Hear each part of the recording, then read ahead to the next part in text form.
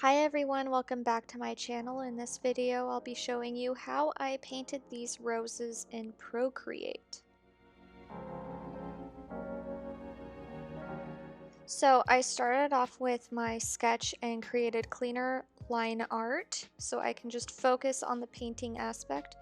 And I filled that in with a pastel pink color that is a little bit more on the gray toned side. As the layer I'll be painting on. Once I have that flat object filled with color already done, I set that to alpha lock in Procreate, which means I cannot paint outside the edges, and I just started blocking in all of the colors I can see within this rose. Now, when you first look at a pink rose, you might just register that in your brain as it's pink.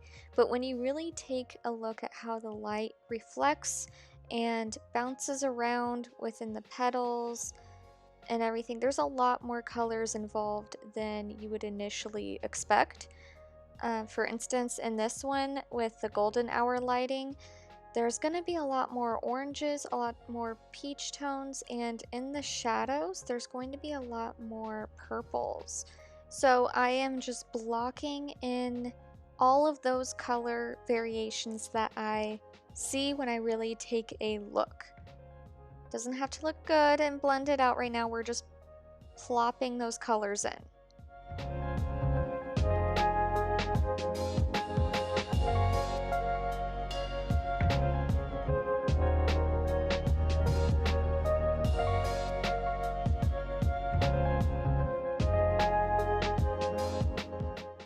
So once I have established the basic colors that I see, I go in with my brush. I'm using the gouache brush in Procreate, by the way, under the painting section. And I still use it at full opacity. You can use it at 50% if you're really precise with your blending, but what I just do is, because I tend to have a light hand when I use the iPad to paint on, I just color pick and go back and forth with the surrounding colors in the area I'm trying to blend out. And I use the brush at full opacity and just lightly kind of blend them all together. As you can see, I kind of go back and forth between the colors surrounding that area in the lower left rose petal. And then I had to go back in later and add more highlights because I overblended, you know. It's just a process. Trust the process.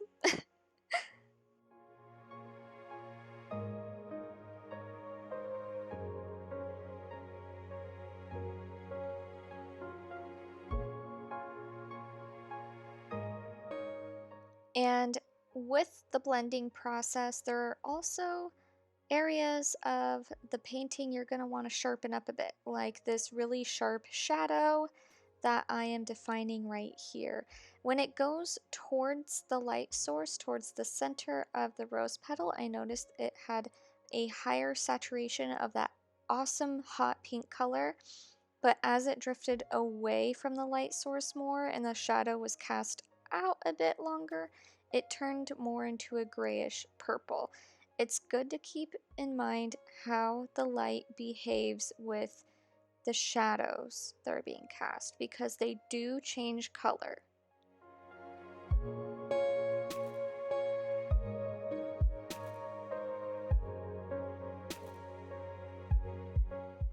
There were some gradual shadows that occurred near the edges of the petals, closer to the light source, that were this beautiful lavender color, so I'm just placing those where I see fit according to the reference. And I guess a generalization you could make about this rose is that purple equals shadows, but then you look at the shadow that's at the far right compared to the shadows to the far left. The ones closer to the light source are a lot more vibrant, whereas the ones that are furthest away from the light source have a lot more gray in them. So when something is closer to the light, it's going to have a higher amount of saturation of color, and the further away it is, the more desaturated or grayed out looking it will be.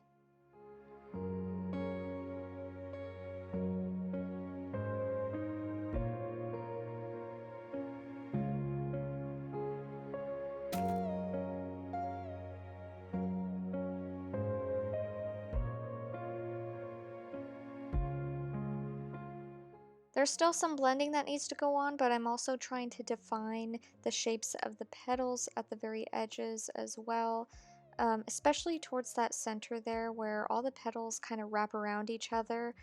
It's really important to make sure those pop and are very crisp to make sure it looks very real.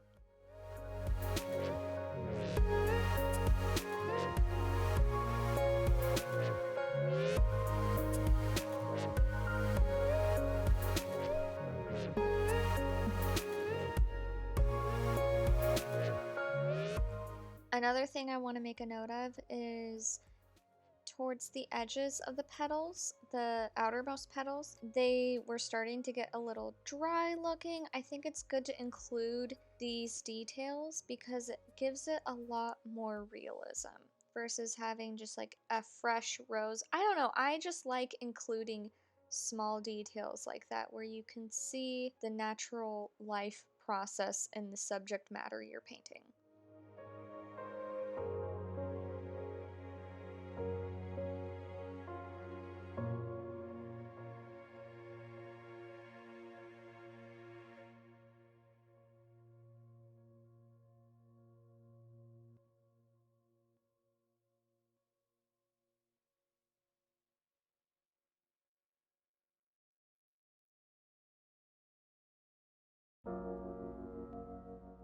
I am adding some final highlights just to really make it pop, and that pretty much sums up how I did this rose. Also, I apologize for these videos not being necessarily a step-by-step tutorial. I paint very intuitively, so when I explain how I paint, sometimes I'm like, I don't know, dude. So I'm trying my best to explain what I'm doing in a technical way, but I'm telling you, when I paint, I zone out. Yeah. And this is how she turned out. She's beautiful, she is fresh, she is everything we dreamed of. All right, now we're going on to the little rosebud. And we are starting out with a flat color layer. This is literally, like, I only do this for digital art. This is only so that, like, when you paint, it doesn't go over the edges. It just saves time. But yeah, I'm doing the same thing I did with the last rose. I'm just blocking in the color variations that I see, and I am really trying my best to look at the rose I painted previously because I want it to be the same color wave as that one, whereas the reference I used for the lighting and like the proportions of this rose, you know, the color of that rose is completely different. So I have to be very observant when I paint this.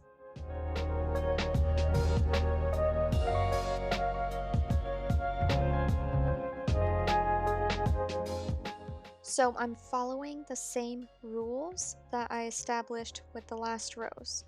For instance, shadow equals purple. Closer to the light source, brighter purple. Further away from the light source, more grayed out, desaturated purple. Same with the pinks. The pinks that reflect the light and bounce back a lot more saturation closer to the light source are hot pink. Further away, they're a little bit more grayed out. So I'm just trying to keep in mind, it's kind of this weird equation you stick to in your mind, but it's, like I said, I paint intuitively, so I'm not thinking about this like a mathematician, all right? I'm just looking back and forth and looking at very specific areas in the petals so I can replicate that similar behavior that the light created with the color.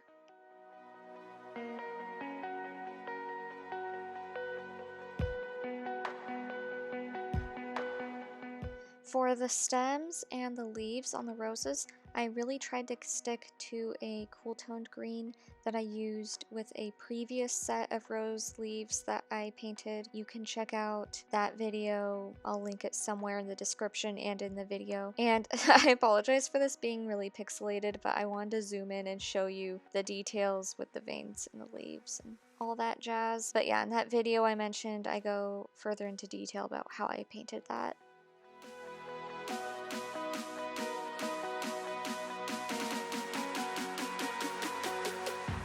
And here she is, looking all cute. I'm so happy with how these spot illustrations are coming together. Don't worry, I'm going to spook it up a bit. I already painted a Black Widow spider. I'll probably do a video on that soon as well. So yeah. Anyways, I hope you enjoyed this video, and if you liked it, give it a thumbs up. If you did not, then give it a thumbs down, and I'll see you next week. Bye!